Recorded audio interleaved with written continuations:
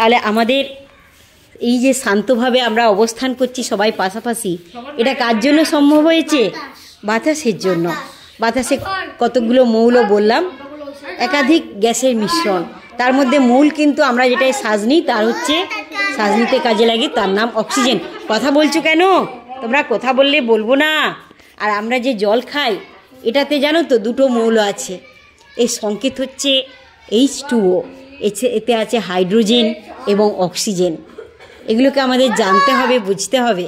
এজন্য কি ভালো করে বইগুলোকে পড়তে পারতে হবে, রোজ স্কুলে আসবে এবং এই যে বইগুলো পড়তে পারতে শিখে যেতে হবে।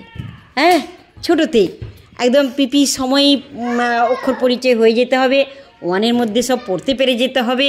কি তারপর তো 2টা আছেই, পরপর তো বড় বড় বই পড়বে, তাই না?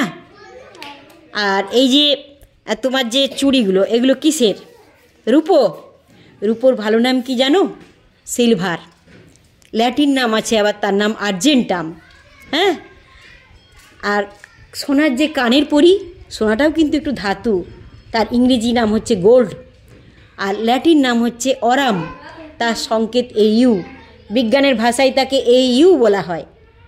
আর রূপাকে বলা হয় AG, সিলভারকে, রূপার ইংরেজি সিলভার।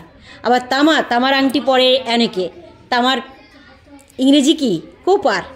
তামার সংকেত কি জানো? কি নামে ওকে ডাকা হয়? CU। আবার কোপার CO আসছে, কিন্তু CO না বলে CO দিয়ে একজন আছে, তার নাম হচ্ছে কোবাল্ট।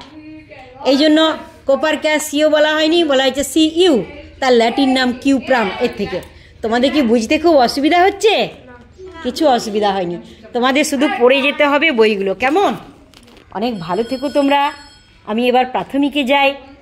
আপনি কি এখানের ম্যাডাম? ও, তোমাদের ম্যাডামরা আসেননি এখনও? বলবে একজন ম্যাডাম এসেছিলেন, তিনি ওখানে আছেন।